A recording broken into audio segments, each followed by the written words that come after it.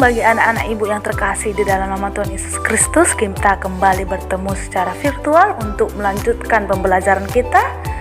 Dan di saat kita ingin memulai, kita harus berdoa terlebih dahulu. Kita bersatu di dalam doa. Tuhan Yesus, kami bersyukur buat kebaikan Tuhan di dalam kehidupan kami. Saat ini kami akan memulai pembelajaran kami. Kami mohon pertolongan-Mu bagi setiap anak didik, bahkan hamba-Mu yang akan mengajar. Terima kasih Tuhan Yesus. Kami mulai pembelajaran ini dalam nama Yesus. Haleluya. Amin. Oke anak-anak ibu, materi kita pada hari ini yaitu tantangan iman masa kini. Nah, sebelum kita lebih lanjut ke materi kita, ibu memberitahu daripada tujuan pembelajaran kita kali ini yaitu untuk mencerahkan pemikiran mengenai memelihara iman agar bisa menghadapi tantangan.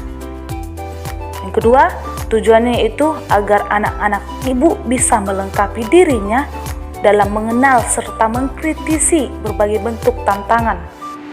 Dan tujuan yang ketiga itu yaitu agar anak-anak ibu terbimbing bagaimana menghadapi tantangan iman, khususnya tantangan iman bagi remaja.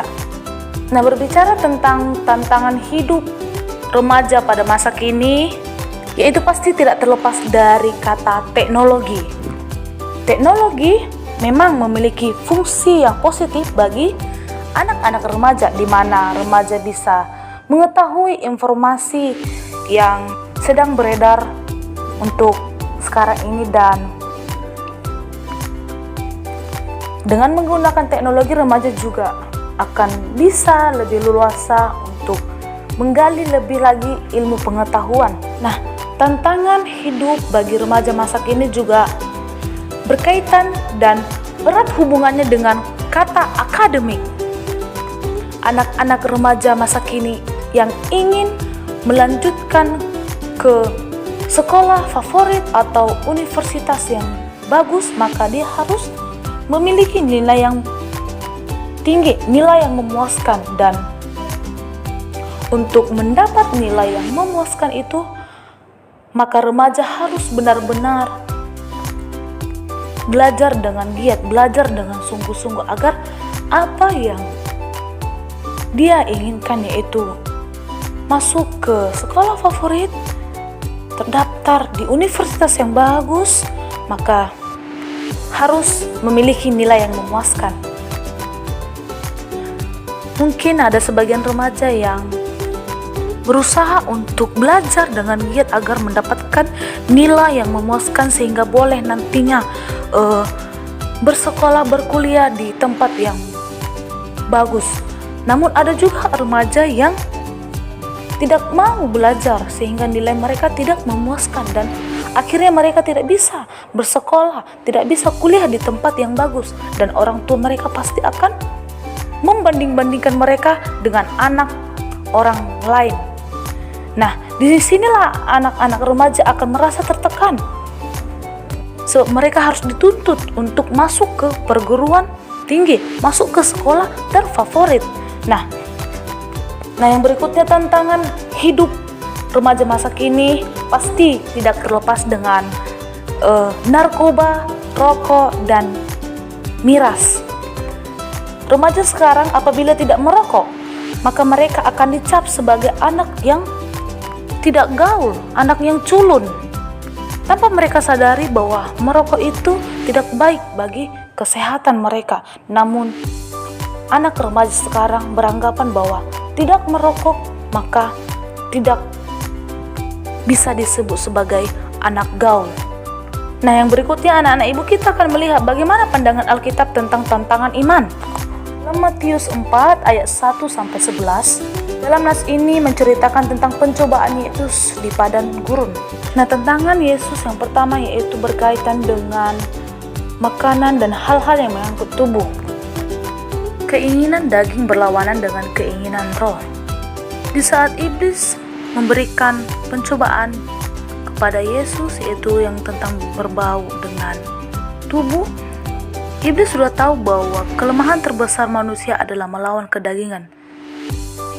Jadi bagaimana relevansinya dengan tantangan yang dihadapi oleh remaja? Teknologi, rokok, minuman keras, narkoba, dan lainnya. dapat dikatakan sebagai keinginan daging manusia.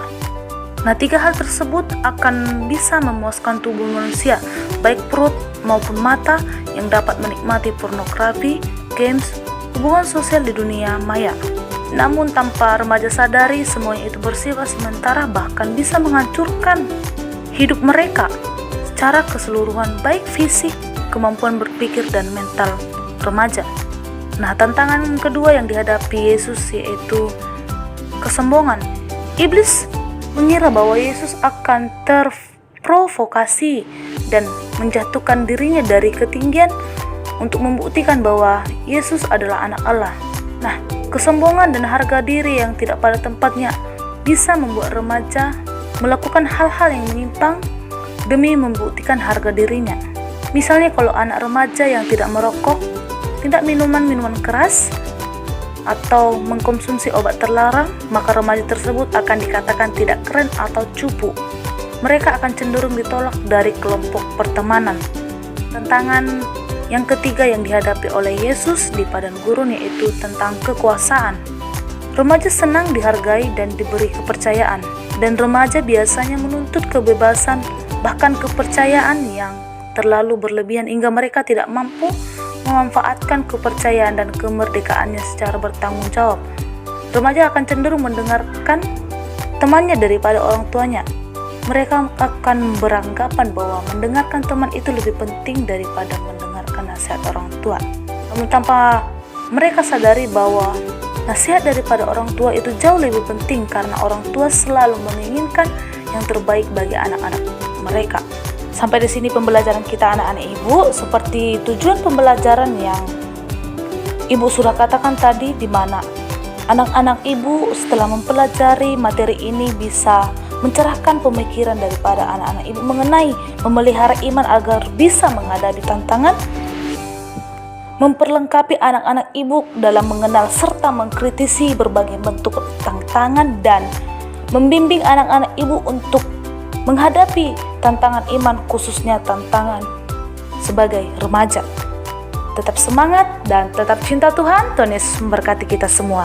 Shalom.